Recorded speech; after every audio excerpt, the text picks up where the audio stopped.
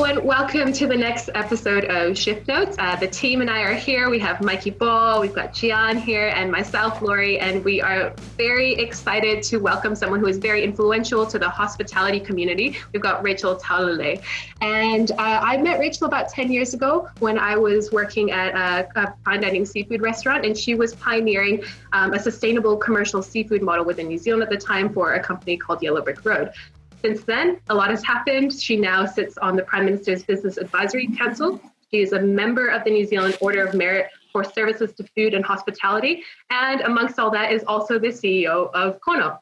It's a family-owned Māori food and beverage producer with strong values around preserving and enhancing the natural resources around us for future generations.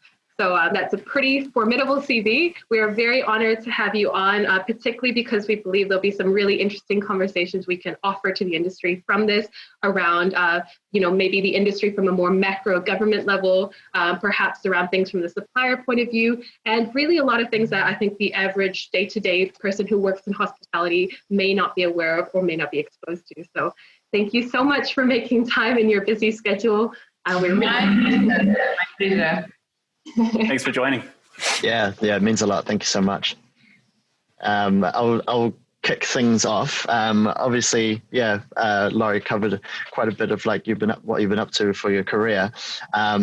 It's obviously quite a formidable CV, and we've only really covered brief introduction. So let's start with Kono. Could you tell us a little bit more about the company and its ethos? Yeah, no problem. Well, tēnā koutou katoa, tēnei te mi mai o hā kia koutou katoa e tēnei rā.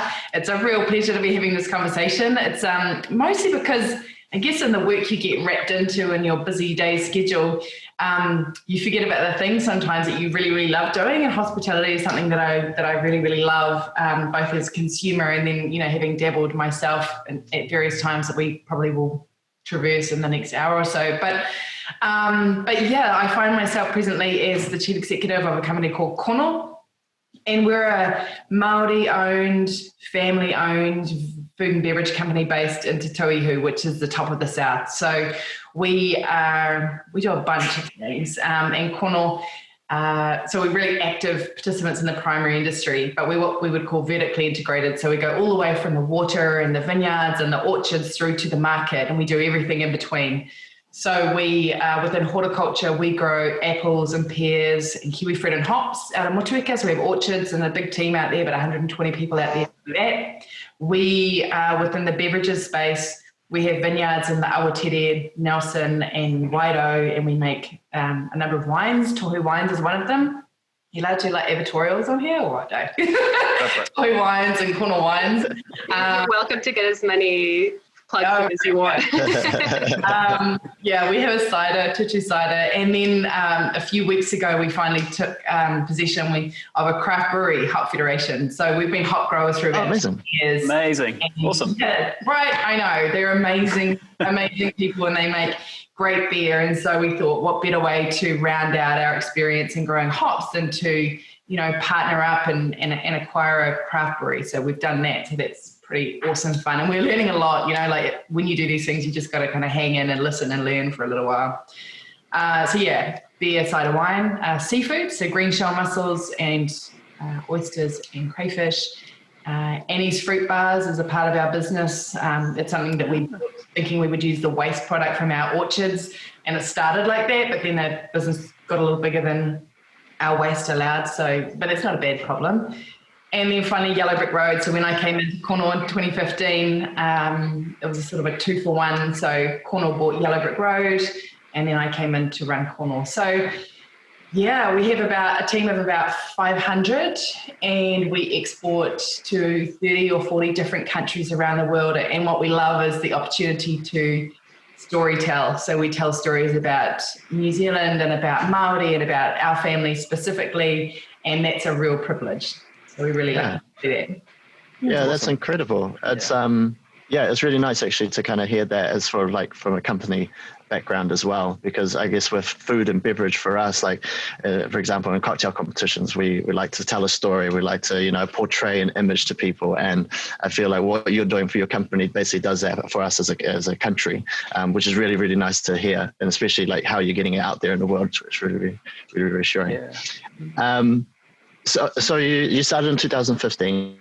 It's a family sort of like business. How did you become the sort of like chief executive? Yeah, I wondered it myself, actually.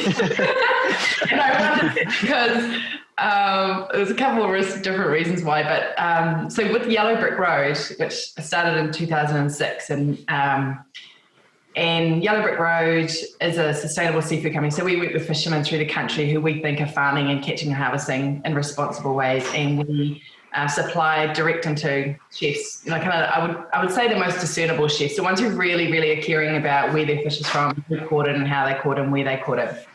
But that business was a startup. So that business there was 2 or 3 of us most of the time, and my team would tell me they'd follow me on Twitter to find out where I was, which is like a lot of fun for a decade. But in the course of doing that, I started taking on different roles in the governance space. And so I think it's building up a skill set on the side of running my own business in food. And in doing that, I participated in a director program that Cornwall's owning entity, who are known as Wakatu Incorporation. Wakatu have a really strong succession program to bring through family members into the business. And Wakatu basically have 4,000 owner families, all who descend from the original land settlers at the top of the South Island. And my great-great-grandfather was one of those. So by that, I kind of am one of the owners of Wakatu. You whakapapa into the ownership of the business. And with that in mind, they run really strong succession programs. Like, let's get our own people involved in the business. So I started doing that.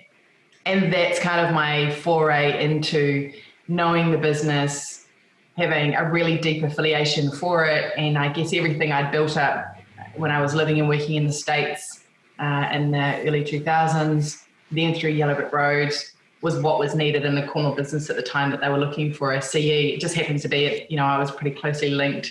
So I went from the kind of startup, a lot of fun, a lot of sprinting, a lot of, licking stamps and delivering gurnard into this business now. But and literally for the first 12 months, I was just like, what is happening? Yeah.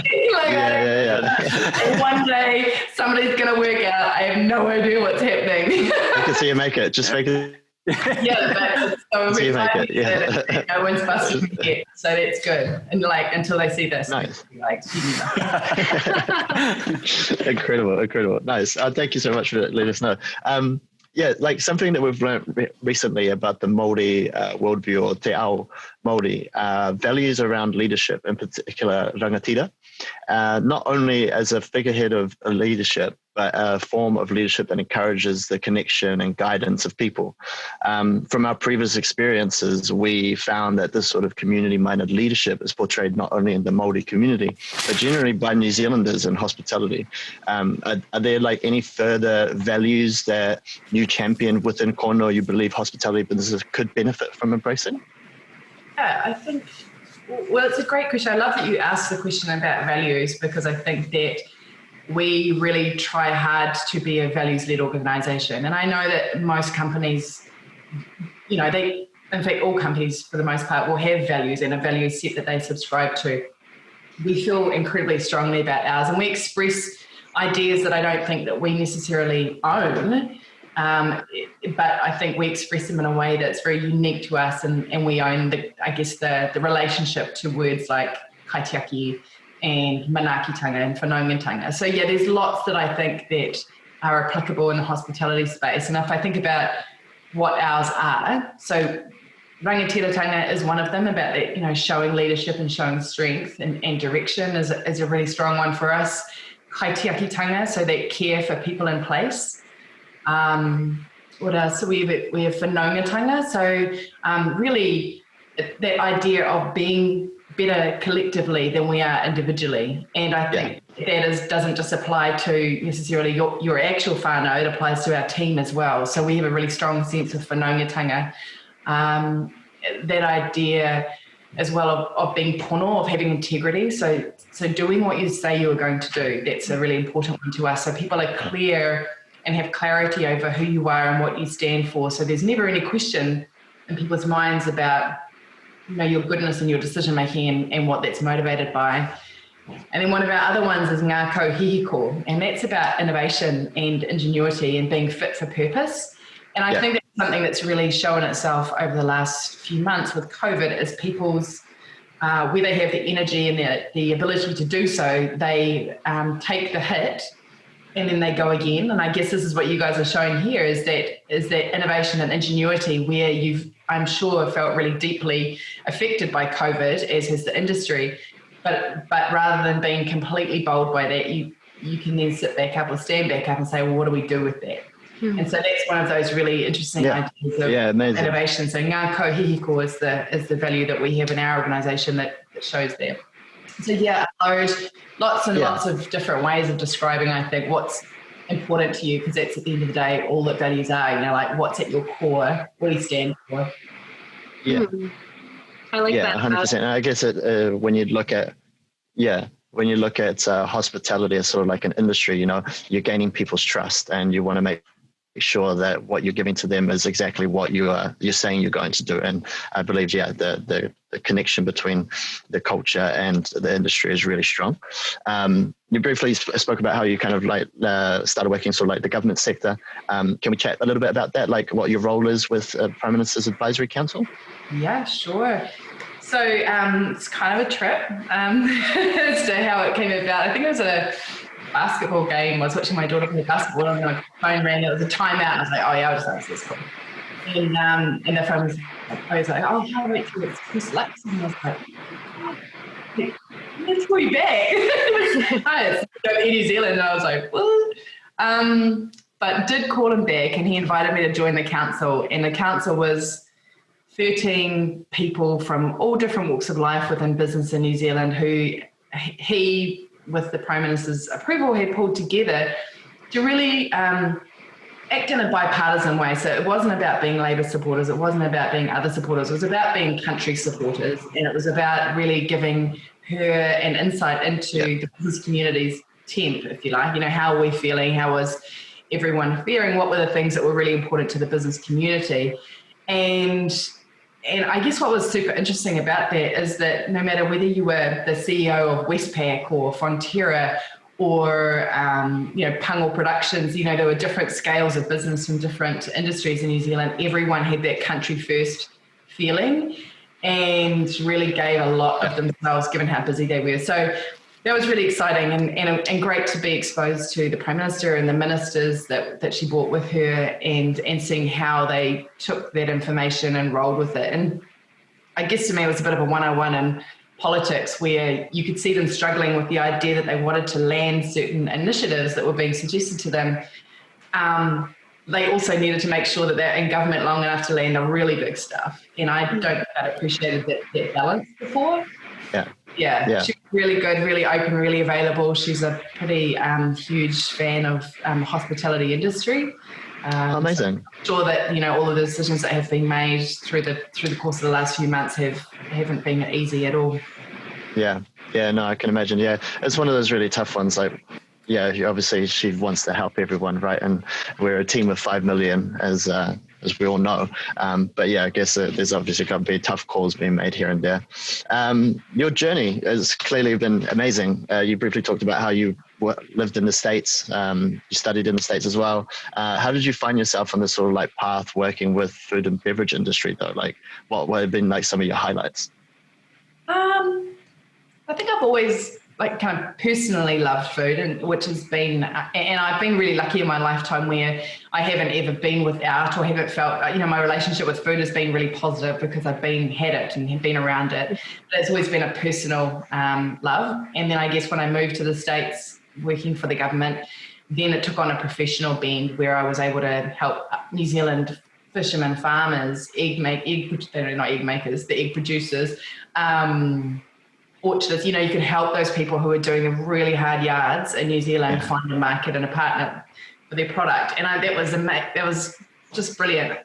I think what I loved most about it was watching the really, really hard work that went into all that catching and harvesting and processing. But then the flip side of that is I really love seeing US chefs respond so positively to that. They just thought, well, one, they think we're kind of mythical thought. They probably think less so now because they know a little bit more about New Zealand, but we're a pretty mythical but they just loved it, and they loved the interaction, and they loved the story. So it was a real highlight to be able to put together in the States a network of chef ambassadors for New Zealand, because we thought we could get New Zealand chefs to do this, but it might kind of be a bit obvious. So let's get American chefs to get on board. And those relationships still exist now. So that was a real highlight to be able to live in that world for a little while. I guess when we came home, some of the highlights include setting up the city market with Martin Bosley. So an indoor artisan food market, another one of those sort of semi-ridiculous ideas you have over a glass of wine. You're like, hey, we'll have a market and we'll do it on Sunday mornings. We'll get some money for it. So then we got the money and you were like, oh no, now we've just broke it up. But you do it. And we had people come through in their very beginning stages of setting themselves up, like Vicky Ha with the dumplings, or the guys from Fix and Fog, or any number of great, the Wellington Chocolate Company, like they would all come through, and you saw them at the very, very beginning stages of their business. And now you see them, they're amazing, and they have these outstanding businesses. So to be able to provide an opportunity for them to up and stick out and test themselves. Yeah.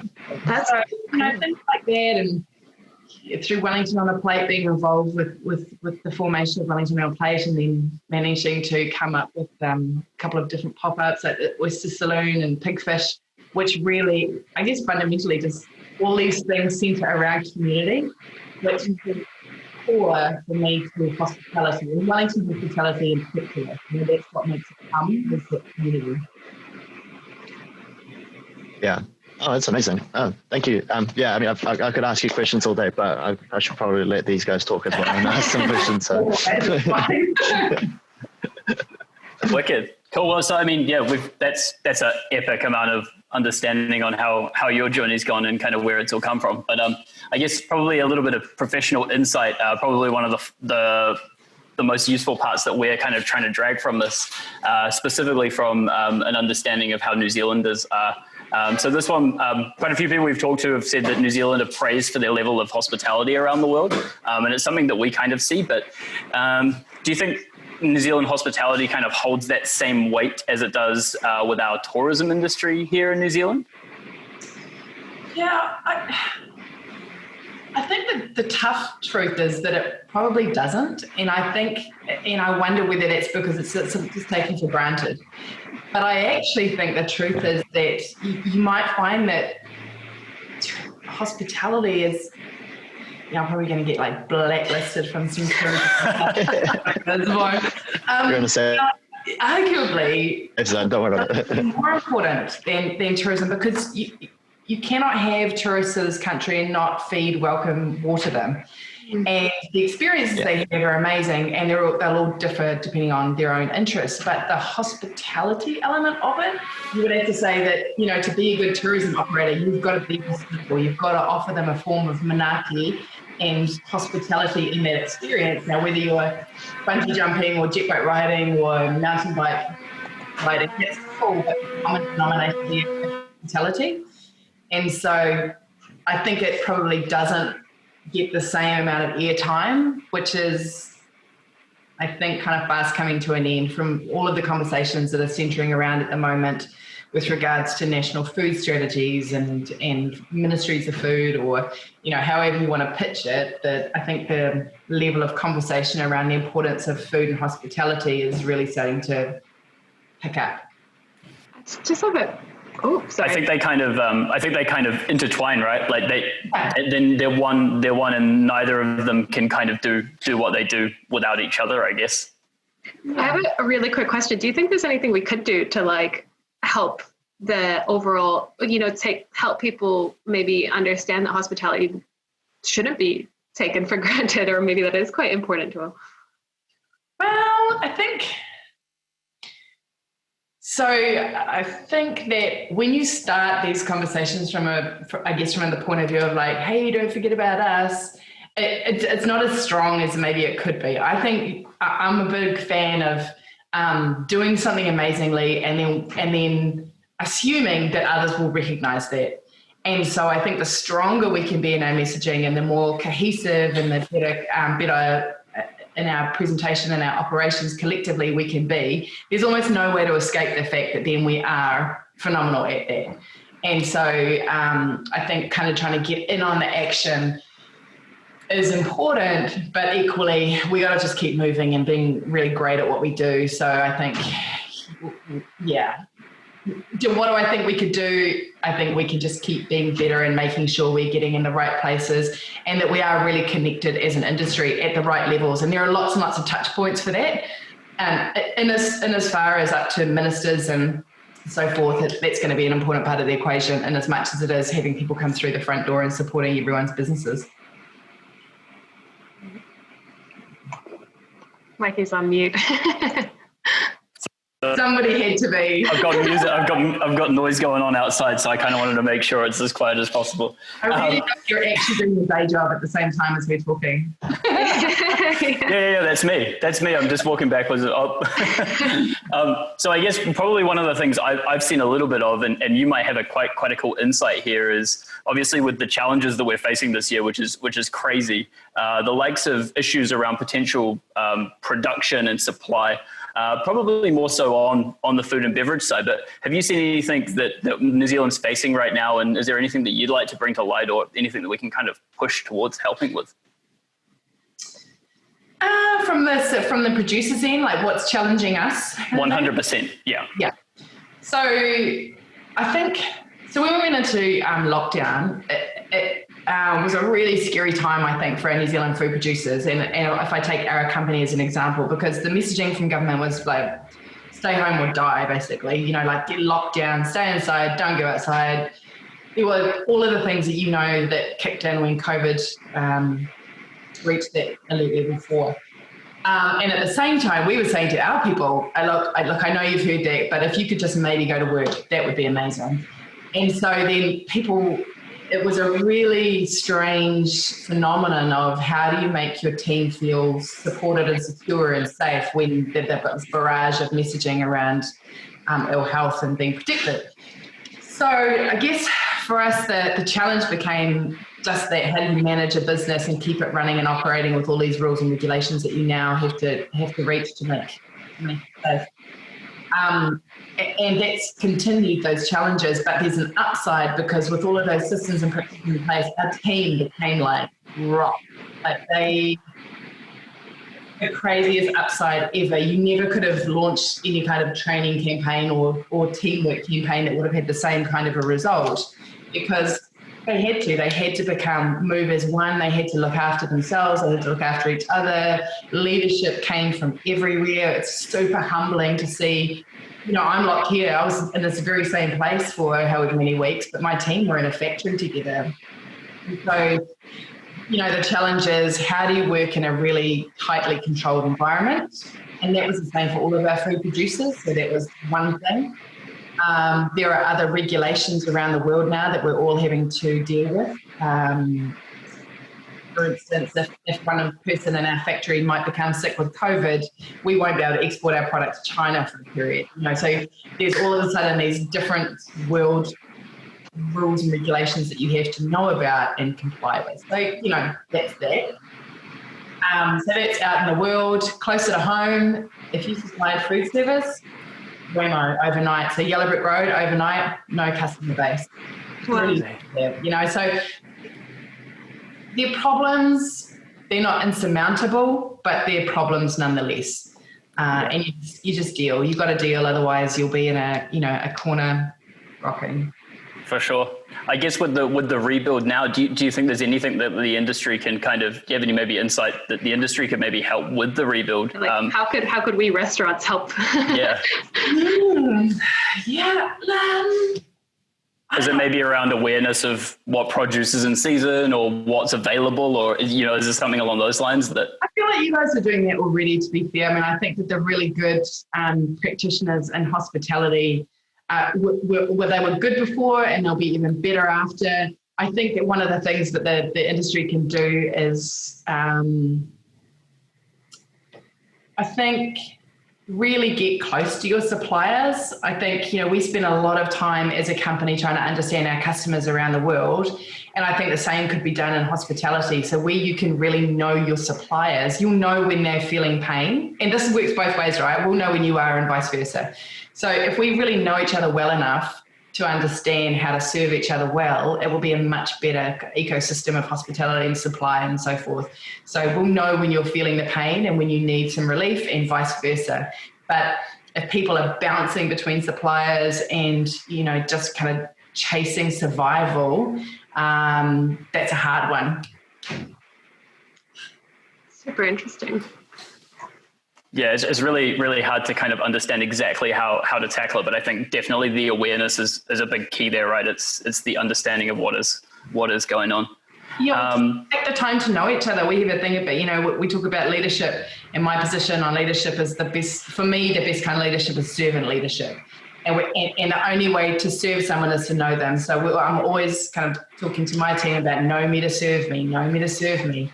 And when you're talking about relationships between businesses, if you know each other well enough, then you can serve each other in a really beautiful, enduring way.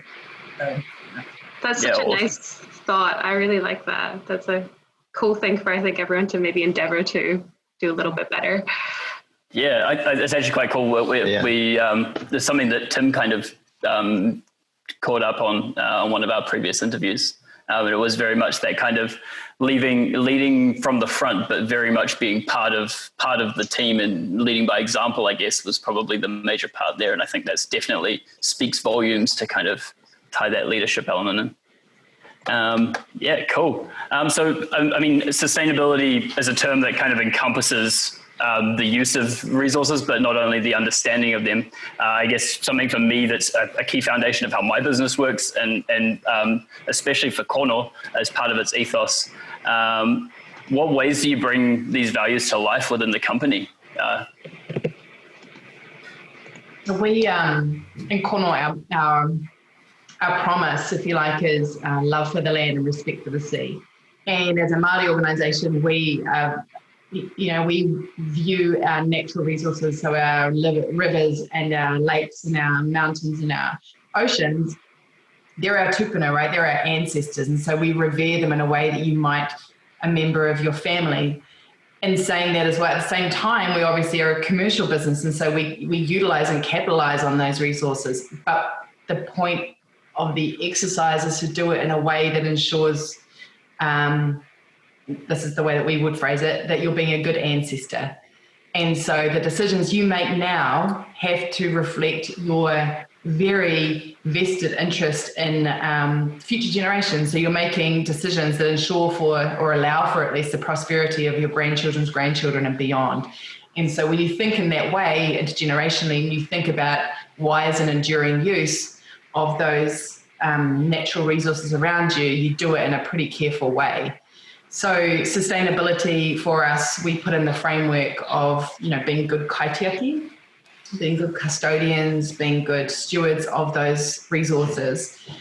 And I guess more specifically recently, we've been thinking, well, are we really is our kind of would you put your life on the line to say we're doing everything in the right way? And like almost every company in the world, you'd never say that. How would you know? And so we've really started pushing ourselves hard, and the one enduring activity we have at the moment is a program called Whenua Ora, which is, whenua is land, among other things, and ora being well. And so we're focused on waste, water, soil, and climate change. And what are the things that we can do in that space that ultimately put us in that regenerative agriculture space?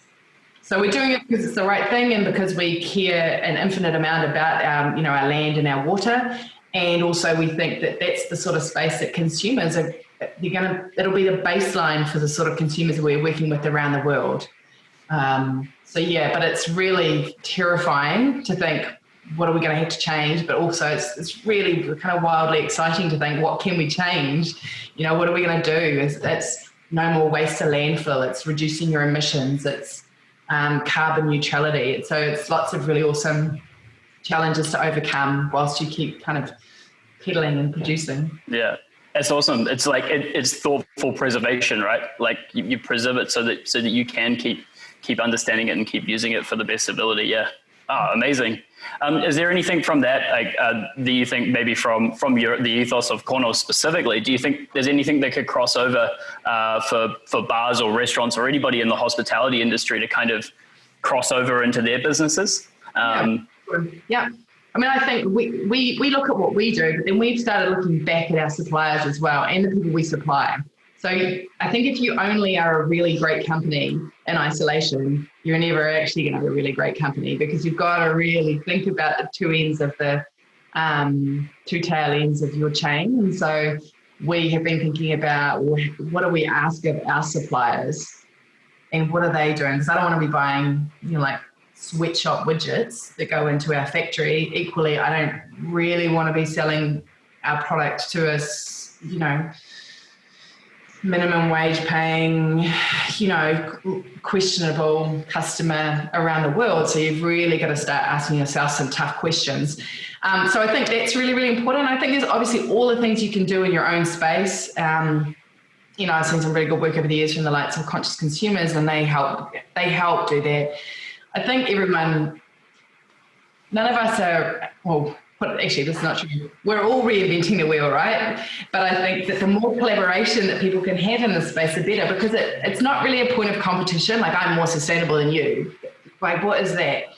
Let's just actually all maybe have a chat about what we're doing. I think we could save hours and hours, if not years and years of development, and we could save a lot of money and a lot of heartache if we just made this more of a community issue where we're all better together. And that's the idea of manaakitang, like together we rise. So I think that in the space of sustainability, it's something that New Zealand could 100% lead on through the production and then through the service, through hospitality, but we actually have to glue it all together. Yeah, for sure. As a community, right? It's that, doing it as a thoughtful community as opposed to learning from everybody else's tricks. And there might be little bits here and there that work really well, and those bits can tie into your business. And that's amazing. We do. And I think they would be realistic. Like, these things cost. Yeah. And so if we really want to live it, then we're going to be ready. We have to pay for it. 100%. Yeah. Really interesting point as well, because I wonder if, we could do more in hospitality to share with each other and amongst venues about what we're doing to reduce waste, to give each other ideas, because I don't think that's something that's usually shared. So, that's a interesting thought to take from this. I'm always doing peer companies, and my other, whether it's in, I don't know, Fonterra or Miraka or Zespri or one of the other companies who works in the food producing space, to ask them what they do. I just don't, why not? Yeah, exactly. Why not? So for kind of my section of questions, I want to talk a little bit about career and mentorship and kind of maybe pieces of advice you might give to people within the industry.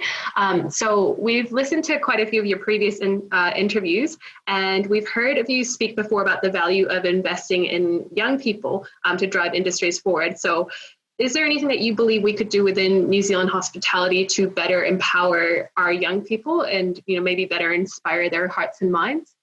Yeah. Yes, always. I think, the conversations around, the ability for people to see what a career might look like in the industry is really important. And I think that, people go through schooling and they get it, so you get it hammered into your mind about you do this, then you do this, and you do this, and then all of a sudden you might end up in hospitality, and it feels like kind of a placeholder. And that's maybe where we're missing a trick. So I think for me, hospitality isn't about waiting tables and flipping burgers, right? Hospitality for me, I think if young people knew that if you wanted to be in hospitality, you can be a beekeeper, be a grower, be a business owner, be a planner, be a designer. There's 1,000 things that you can do that put you into the hospitality space. And look, it might be waiting tables and flicking burgers, and the people who are really, really good at it, the ones who love that. And that's totally valid. But there's so much on offer in hospitality. And I think that it really speaks to the people who love people. You've got to love people to be in hospitality. So I think if that's your starting point, then you can draw out what then their skills and capabilities and interests are to evolve into that space. So, you have to love it. You've got to love food. You've got to love people. And that then I hope by default means you're going to be a little bit better at that than you might be at something else. But lots of things. But if I had to pick on one, it would be show the young people what's possible in hospitality. Mm-hmm. Absolutely, yeah, 100%. I think you're preaching to the choir here because I know, you guys we're like, yes. Yeah. And hopefully, even just by speaking. It's the reason why we started this. Yeah. Like this, what you're doing right now. I mean, even though I know that you all have other roles and bits and pieces, like this is a form of hospitality. This is a form of manaki and hospitality. You're helping and supporting people in their thinking and in their space. So just a different form of engagement. And I love it as well, because that was one of the reasons we wanted to speak to you as well, because we wanted to show people that, you know, within hospitality, you could end up advising to the Prime Minister, for example. And that's, you know, I don't think people always make that connection to where, you know, how seriously whether your job can take you, because there is a lot of value in the industry, and it does take a lot of work and education and upskilling yourself. So that's really cool. I think you just need to keep saying yes to stuff with no idea whether you can do it or you're just going to be going, yes, I can totally do that. I now still get people, because when we had the city market, I was selling my fish there. And so you'd be there every Sunday morning, you know, opening oysters and filleting fish and stuff. And I still get people now when I'm in various boardrooms, they go, are you the like fish lady? Like, you sell fish at City Market? And I'm like, I did, yeah. And they just like totally can't work it out, which is awesome. And I love it. I love my name. That's so funny. Even greater that they remember you from there too, which is is that must be some good fish. Yeah, memorable girded. They will be like, you opened me some oysters like on Tudor Street in 2012. Yeah. Yeah. That's the thing, one of like the special things about hospitality. It can be literally one conversation. It could be a cup of coffee. It could be a dish, and it just changes your life, you know? And like, I think all three of us have had that experience where we've had that one moment where it's just like, oh God, this is the reason why I love this industry. It's like, yeah. It's that light bulb moment, which is hopefully what we're trying to do with this series, is give people that light bulb moment. Well, I think as well, the thing about hospitality is that it's really hard. Like, it's really hard to do and to do well. And I think because of that, it binds people in a way that I have never experienced elsewhere. You don't experience it in an office environment. You don't experience it in a governance setting. You only experience it when you're like knee deep in it, and you know what really late nights look like, and you know what it is to be there at 2:00 in the morning still doing it and back again at 10 o'clock the next morning. And it means that you form friendships that you can rely on, and that loyalty, going back to the idea of loyalty, that's what makes an industry really, really strong. I know that you did have the oyster saloon and pigfish. I don't even know if I called on you guys because I literally couldn't see straight, but it was so good. You know, we were just like ringing people randomly, like, "Hey, want to come do this?" I think that oyster saloon was where I first learned to really love oysters. So thank you for introducing that into my life. I don't think I really learned to hate them, but anyway, I think it's one of those ones that, like, even if people don't decide to stay in hospitality gives you those like lifelong skills of like how to talk to people, how to, you know, empathize, and really how to kind of like take yourself out from a situation and be like, okay, if that was me, I would want to be treated this way, or I want to be like this sort of thing. And it's amazing. It is quite funny because you meet some people that's like, I used to work in a bar. I was like, that's great. Like, how was it? It's like, yeah, actually, I really loved it. Like, I wish I could do it again. It's like, cool, sweet, all right. So the other interesting thing to talk about with you, to maybe get some of your insights here, or maybe some of your advice, would be around, obviously there's a lot of uncertainty happening right now. We've kind of gone back into lockdown. We're starting to come out of it. Like as we record this, we're at level 2.5, don't really, in Auckland to the rest of the country, we don't really know what's going to happen. And I guess, is there any advice you'd give to people who are leaders or managers within hospitality, maybe people who own venues who are trying to navigate their teams in all of this uncertainty? That's a good question, Laurie. And yeah, there is. The first thing would be is that I have learned in the last 6 months is that, like, be easy on yourself, because this is a really crazy period that none of us could have prepared for. And so everyone's learning, everyone's understanding. So the idea of just being patient and I think appreciating that people are responding really differently to COVID and how it is affecting them. And I know that, for me, the first 2 weeks of COVID, we were really, really busy working out how to keep the doors open and how we'd keep operating. And then after 2 weeks, it kind of chilled out and everyone knew what they were doing. And I was still working in Wellington and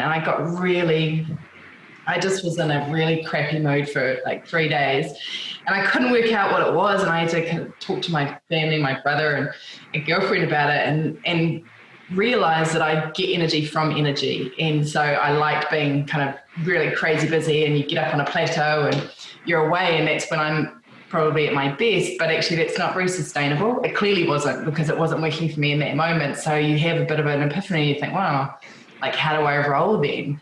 So everyone I think has had that moment where they realize something about themselves and how they respond to these really high pressure and intense and pretty emotional times. So you have to be easy with your teams and let them get to that point and not expect that because you're rolling, they can roll at the same pace or in the same way. I think it's really good and we've had positive feedback on being clear about what the rules are and people knowing what they're supposed to do at any given time. And when there are changes in the government that you capture those and feed those back to them pretty quickly so they don't have to guess. People are tired of guessing because it doesn't ever get you to the right place. So the more clarity you can give them, the better, the more communication you can have with your team. So I set up a closed Facebook page that I run with my team. I'm the only one who posts on it, but I do it almost every day. We do live streams. I pop up in weird places doing live streams so they can see each other. They just feel like you've got them, I think, and you're there with them, and it's a much tighter team for that. So being quick with your updates, sharing them with your team, being easy on them, like slowing up the pace a little bit. I just think those sorts of things, they're more humanity things than they are necessarily rules for how to be a good manager. Yeah. And you yourself, if you are the person leading that team, you have to make sure that you have enough gas in the tank to be carrying them. And that happens in a different way at the moment, particularly as you guys bounce in and out of having people in or not in or, I think that's one of like the tough ones about hospitality is that you go from like seeing hundreds of people a day to like, all right, I'm stuck along with my thoughts now and now I need to kind of look after myself. But I think as you said, as long as you're communicating with your team as an employee, it means so much to you. Like just to get a message a day or like every other day, it's just, it's like, oh, cool, this person's actually thinking about me. Like I appreciate that. I found that, and the engagement is really key because people are feeling, at arm's length. Absolutely. And I like that point about definitely making sure you've got gas in your own tank as well, because I think this is a really tough time for a lot of people and people are taking it in different ways, and just kind of having awareness of what you can do for yourself during this time that makes you feel better so you can give more. And being kind to yourself to just be like, it's okay to feel weird because it is a weird time.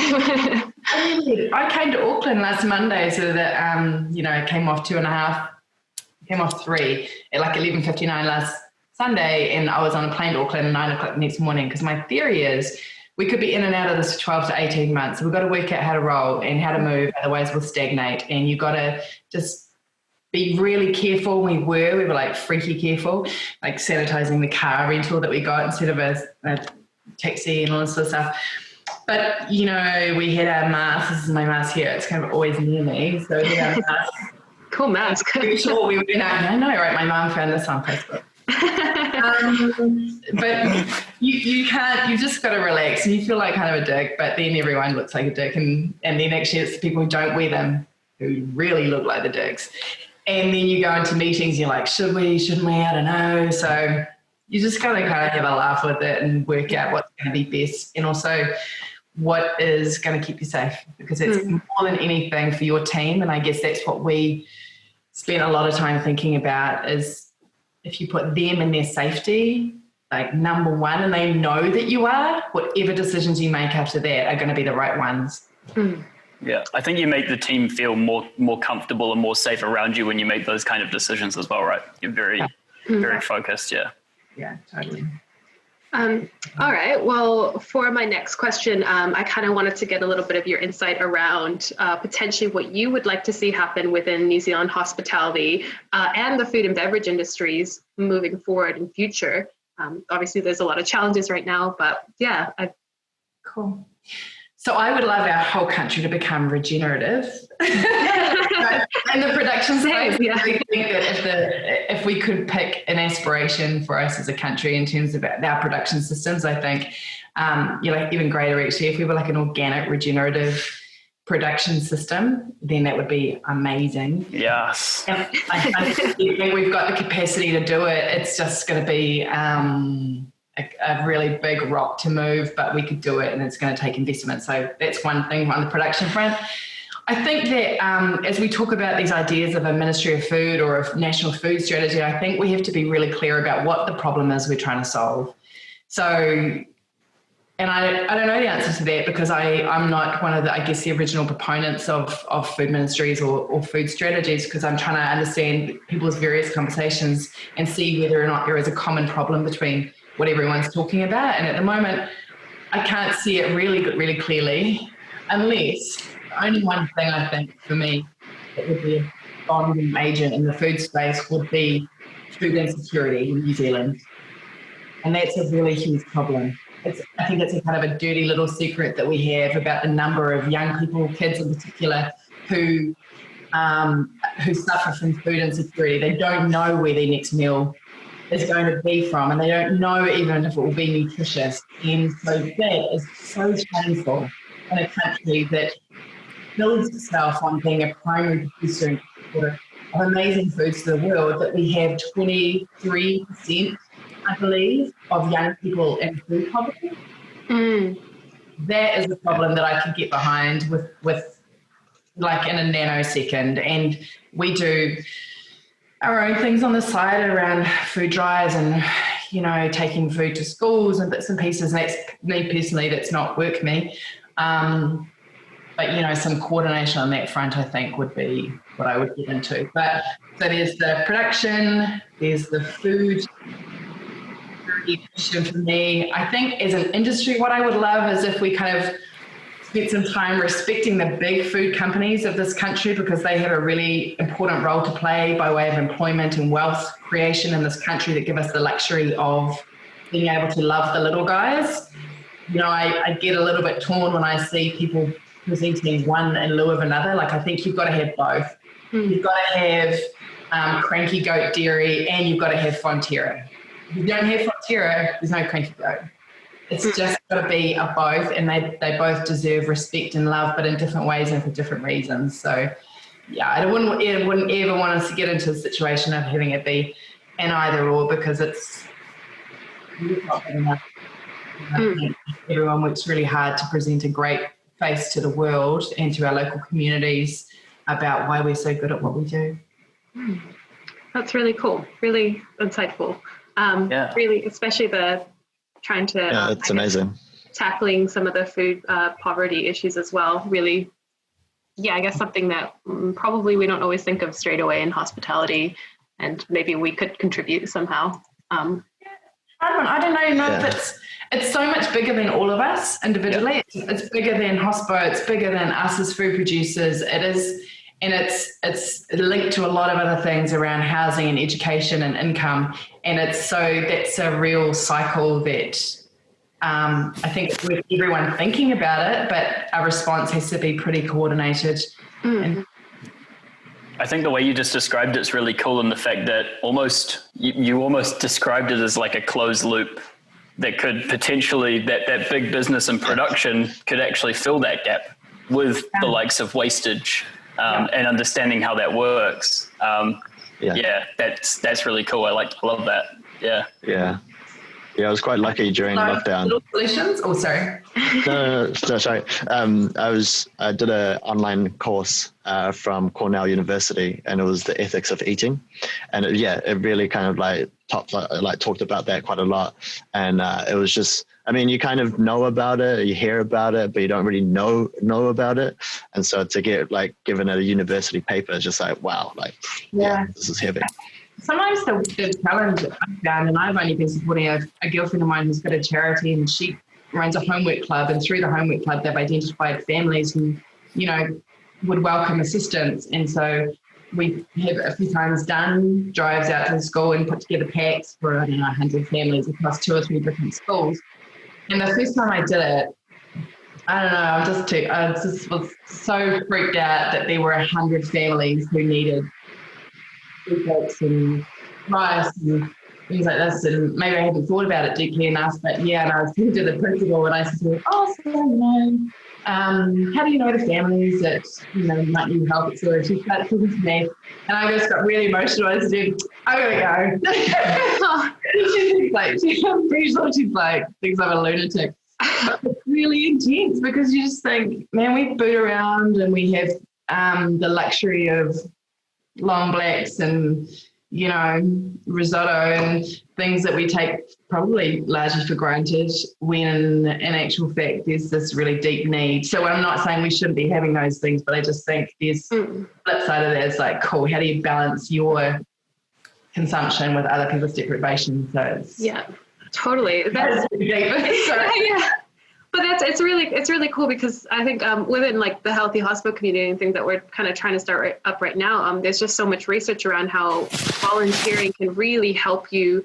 Can like is something that all of us should do because it just gives you so much inherent happiness as well. So it's a really great way for us to deal with our own challenges and all the scariness and uncertainties, actually to help people who have even more challenges than we do. And that's just kind of something to keep in mind.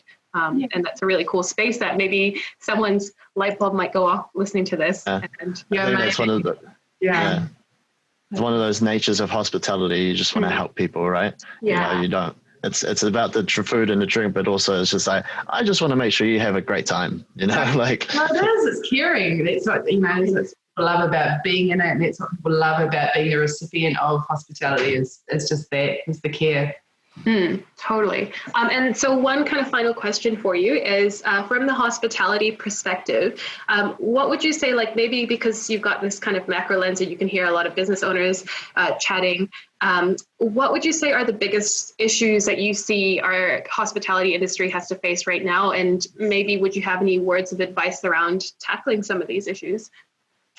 Yeah, there are a lot of challenges, and I think you guys have really, tourism for sure, and you guys have really bit the challenge through COVID, just the way that you're structured and the way you have, or haven't, as the case has been able to operate. So, I mean, I think for hospitality, I think probably you got to double down on what you're really good at, and I think you have to be almost even better than you were previously, and I think that knowing who your market is, this is a kind of a straight business question for me, but knowing who your market is and really reeling them in and keeping them tight and loyal and close is going to be, so you can just have a bare minimum of momentum as you go through this period while you rebuild yourselves and have as many people in as you formerly knew you could, etc. Just like any business, it's working out what's your secret sauce, like what are you really good at in your business within hospitality, and amplifying that and making sure people know about it. And I think, kind of even turning up the welcome notes, because having been in and out of a couple of restaurants recently, one was like, man, we're really happy to see you. Thanks for coming and seeing us. Versus another one who was like, oh, I really loved my 2 weeks off. I was like, okay. So I think really understanding what you're great at and tuning it up and being amazing at it is and creating an energy that people want to be around. I think that's going to be the key going forward, and then slowly rebuilding, and then going through the businesses with a fine-tooth comb and working out what do you really need to make this business tick. Because we've noticed, in our business, some things we thought were really necessary before, actually maybe not quite so much going forward, because people's idea of what's important now has changed because our relativities are all different. But again, it's going back to that idea of really knowing your customers and really knowing your space and knowing what your lane is and owning it and telling people about it. we've got to kind of start hearing more voices in hospitality. And I think people are doing it, so I'm not saying it's not happening, it is, but it's that constant communication with your people and your customers and your environment to say, we're here and we're working and we're like going at it. So that's good. And I guess the only other thing was about that was that idea of collaboration within and amongst hospitality, sharing this worked for us, this didn't work for us. Here's what we're finding really, really hard. Talk to your suppliers, talk to your peer companies about what is and isn't working, so that so it brings a kind of almost like a kind of an egalitarian sharing to what you're doing, because you all are in it together, albeit that your industry or the hospitality industry feels it in a certain kind of a way. Yeah, but you're a really important part of the recovery, I think, because if you think about the things that bond people, like food and time bonds people, and if you can create an environment where you can welcome people back in and give them an occasion to be in each other's company, that is a bonding agent. So I think hospitality have felt it really hard, the effect of COVID, but I also think that you are like 100% integral to the recovery. Totally, especially if people have to come out of this isolation period of these lockdowns. You know, the bars are where the glues of society are going to come back in. I think that kind of takes us about roughly to our 1 hour mark. So I think we have, really given us some really interesting ideas and thoughts, and we so appreciate the time you've taken out to come speak to us and share your thoughts and ideas. So thank you so much. I'm sure the guys are also very grateful. Thank you so much, Rachel. It's great. So insightful. Yeah, it's just really cool to see like a very different kind of insight into how you can see, but we're all just so aligned at the same time. It's great. Yeah, it's good. I kind of think it's always like just different parts of the puzzle, and hospice is this big kaleidoscope of people and ideas and experiences and moments. And it's a real pleasure to be on and to be able to share some thoughts in this space, which is the space I love. So ngā mihi kia koutou katoa and kia kaha, because everybody needs it, and it's been a real pleasure. Thank you. Thank you, Thank you so much. Really appreciate it. Cheers. Thank you.